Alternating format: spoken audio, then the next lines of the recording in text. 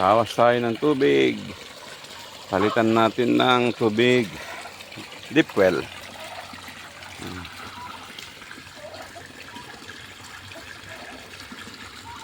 Susunod, bibilan na kita ng elbow.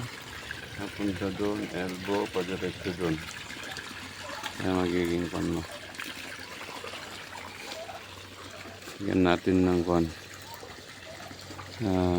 Kasi panay ulan to eh. Maraming tubig ulan to eh.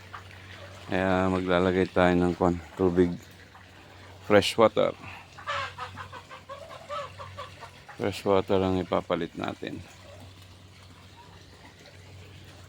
Kung lang, mga 25% bawas. Yun, 500 pieces na hito.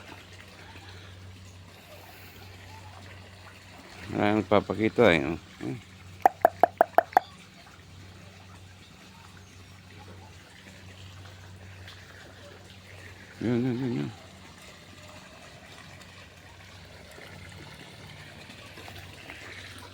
Okay. Mga bibi natin, paaraw natin mga sisiw. Ay, mga sisiw. Hoy, puntado kayo, dudumin nyo na. Kailangan malinis to.